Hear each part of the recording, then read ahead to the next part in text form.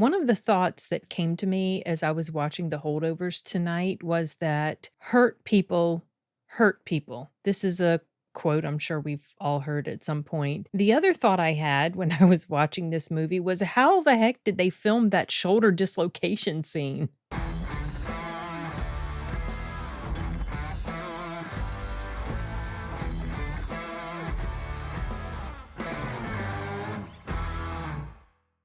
I know those two are completely random. They don't seem connected at all. They are connected in that they are both aspects of this movie. But I'm going to start right off by saying that I really enjoyed The Holdovers. Now, I had a feeling I was going to like it because I do like Paul Giamatti. I was not familiar with the young man who played in here. Oh my gosh, forgot his character's name. Angus.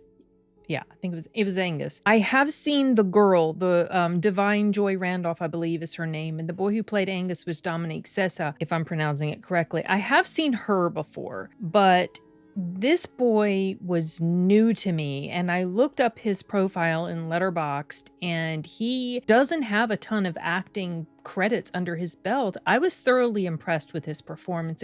Actually, all of these people did a great job. I don't know why he wasn't nominated for some sort of award. Well, maybe he was, and I just missed it, but I was very impressed with the performance he turned in. And I have a lot of thoughts swirling around in my head. I was thinking a lot about this on the way home. I'll just kind of go through the different things that I wrote down as far as pros. One was that I thought it was really interesting the way this entire film had the feel of something that was made in the 70s. The logo, well, not the logo, but you know, like how when they would get ready to, oh, scare me. You know how they would when they would get ready to play a movie and I had completely forgotten that this was how it looked, but they had the screen and then at the bottom right, they would have the rating. And they showed that. And then they also showed the old logo opening or whatever. And I had forgotten about all of those things. And I thought that was a really nice touch to make you feel like you truly were watching something happening in the 70s. Now, I know we've seen movies that take place in those other time periods than what we're living in now, but they don't always capture super authentically the feel. And by that, I think really what I'm referring to is the texture of the movie, the way it was shot. This movie honestly felt like something that came from the 70s. It was grainy, there was some grain to it, texture, the color palette and everything. And that really kind of helped add to the immersion of the time period, which I really enjoyed a lot. Something else I appreciated about this is the writing. I felt the writing was very solid in here. Now, this fundamentally is a character drama. That is not the type of movie that I generally am interested to watch. The main drawing point for me to be interested to watch this movie was Paul Giamatti. I like him. I think a lot of people do. I think the first time I really noticed him as an actor, I know I'd seen him in stuff before, but the one that really cemented my appreciation for him as an actor was, is it The Lady in the Lake or the M. Night Shyamalan film that wasn't very enjoyed, and it's not my favorite, but his performance was a standout for me in there. And so I noticed him, I paid attention to him more after that, and I really enjoyed his performance in here. Very heartfelt, very just true, and he felt very grounded in reality. All of these characters did. The way the writing also went, like just from the setup of them being stuck there at the school, being stuck with each other, and the two men in the story, Paul is a teacher and Angus is a student, and oh gosh, Mary, the girl's name was Mary. She was like the head cook of the school, and so she stayed behind also. And the men were constantly at each other's throats because Angus was just a little asshole, and the teacher was a stickler for the rules, and he was very curmudgeon-y, if that's the right word to use, curmudgeon-y? Yeah, he was a curmudgeon. But he was funny. The way he would talk was really funny.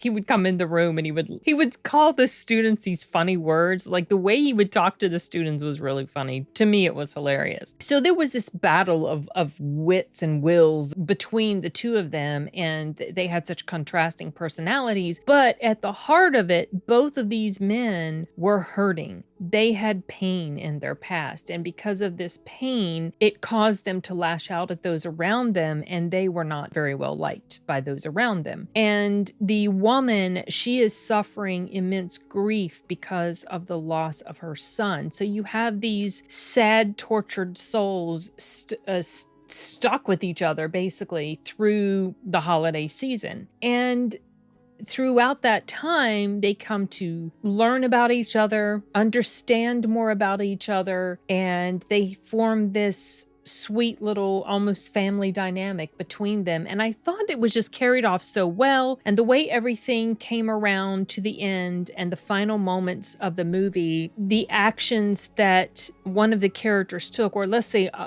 the action that Paul Giamatti's character took at the end, if it hadn't been for that solid foundation that we got started off with about the characters, and if we hadn't seen how well written that growth was between these two men, and the two men did have character growth and character arcs that happened, for the both of them throughout this movie. If that hadn't occurred and been so successful in the way it occurred, then what Paul Giamatti had done at the end of the movie would have been annoying and wouldn't have made sense. But by then, you're so well immersed in the characters, it made complete sense what he did. And that, for me, just cemented my appreciation for this film. Even though there are some very sad moments about these characters and things that they're both dealing with, this was, at its core, a very heartwarming movie. Even though there's heartbreak involved, it was a very sweet film. If you just despite all of the friction and tension between the two men in the story, it was a very sweet, touching movie. And I highly recommend it for anybody who appreciates character drama. It's nothing fast-paced. It's about 2 hours and 10 minutes long. That doesn't count the credits. The credits put it at 2 hours 15, but I had a timer set on it, and it was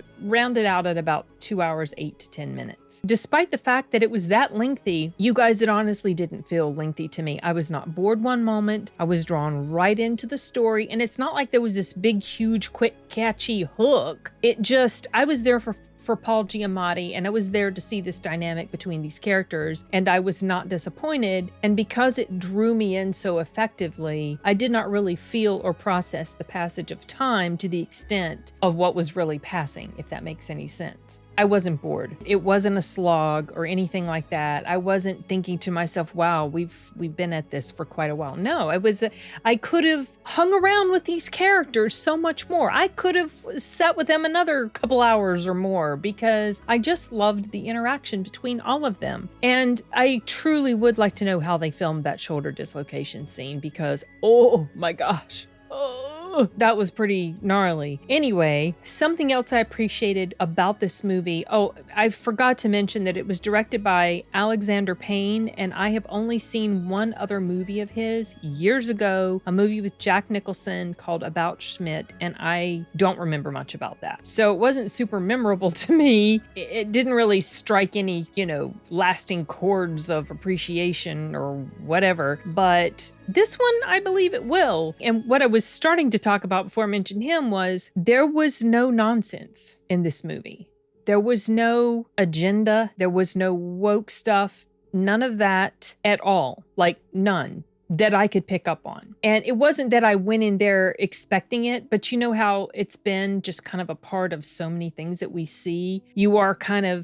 Your radar is up just in case, but there was none of that in here. There wasn't even any, there was a bit of, so Paul Giamatti works at this school. It's a school for I guess middle school and high schoolers, but it's a private school. It's a boarding school, and he works there, but he has a lot of resentment for the kids because they come from these rich families, and he's got these very antagonistic viewpoints about these rich kids. And he mouths off about that at one point to Mary, the head cook, and he said something to, what was the line he said to her? Something about, oh, these rich kids, I'm paraphrasing, but these rich kids, they've never suffered, they've never been through anything hard, or in something like that, right? And she was like, well, you don't know that. you don't know their personal experiences. And I really appreciated that because it is very easy to jump on this bandwagon mentality about certain groups of people, especially when you're talking about super wealthy people, because as we know, yes, the rich, the elite,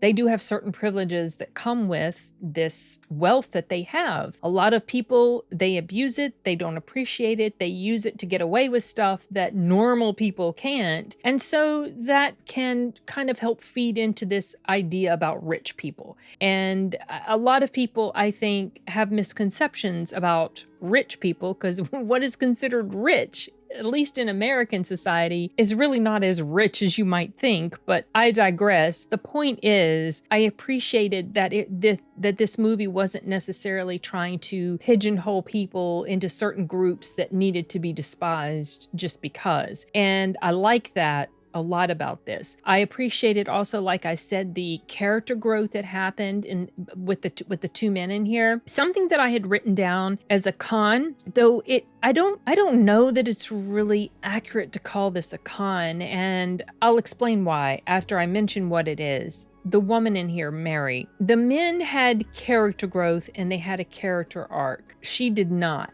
She was basically the same woman at the end of the movie as she was at the beginning. Now, you could say that's a con, and that, in my mind, I'm like, well, what character growth are we going to have with her? And I wrote it down in the cons, but the more I think about it, I wonder, I think she was like a tool there to help bond these two men and to help them with their own character growth and arc. Like she was this little beacon between them, this beacon of light between them, despite her pain and suffering. She was someone that was a character that could help these two men in their suffering, like through her suffering and pain and through her sort of counseling about these different things that she would say to them in passing or whatever throughout conversation. And she didn't say much. I mean, it wasn't like she just talked your ear off. It would just be little, lines here and there that she would throw out, like what I mentioned about what she said to Paul Giamatti's character. You don't know that these rich kids haven't been through anything hard in their life. You have no idea. So I feel like she wasn't there to have character growth. I think she was there kind of like this glue between these two guys, sort of helping to, I don't know if I'm explaining myself clearly. It just felt like she was someone that was there to ground these characters and to help them sort of come together, even though in many ways she wasn't around when they were having these different moments of growth and bonding between them, but it still felt like she was an important part of that whole process, if that makes any sense. The other thing that I wrote in the con category, and it's also unfair and maybe not accurate to call this a con, because honestly, I couldn't really think of many negative things at all about this film. This isn't a movie that is big screen necessary. I feel like you can get just as much enjoyment out of watching this at home as you could on the big screen. Now, when this was in my area on the big screen, it wasn't here very long, and I never got the chance. My schedule didn't permit me to be able to go watch this when it was in theaters. I think it was like November, December. And then it went away and I was bummed. And then it came back because of the Oscars. I can't remember if the movie itself is in contention for an Oscar, but I know Paul is. And I think Da'Vine is. I don't think the boy is. But anyway, because it's in Oscar contention, it came back to a big screen near me, and I was happy about that. Also, Godzilla -1 - Color has come back. I'm very tempted, but I don't know. Anyway, whatever. I went to go see this, and I am glad for the big screen experience, but I think I would have enjoyed it just as much if I'd watched it at home. So if you're feeling like, as someone who absolutely adores the big screen experience, I can still recognize that there are films that you don't necessarily have to be there to experience it. Like there are other films, yeah, you really should, like Godzilla -1, Top Gun Maverick, films like that. But stuff like this, these little simple character dramas, and by simple, I don't mean that the story is simple. I mean, it's not like this big, huge panoramic, gorgeous cinematography and everything. The cinematography was great, but it's not big screen cinematography, if that makes sense. I was really scraping the bottom of the barrel to find something to put in the con category just because I try to analyze films, with these different viewpoints about it. But every once in a while, yeah, a movie will come along that it's like, well, maybe I'll say this is in the con category, but honestly, it's not really. I'm just trying to be balanced. This was a really good movie, and I think if you're a fan of Paul Giamatti, especially since he's the main character, but the other two are just as important. And this boy, Dominic, I was very impressed. I think I already mentioned that, but for one of his early roles, he's did a super job at it. And it was interesting because his character specifically started off being someone I did not like at all. Like, he was such a little ass. And I could understand Paul Giamatti's frustration with him and his mouthing off at him and saying things that, could be very hurtful to him because he was such a little shit.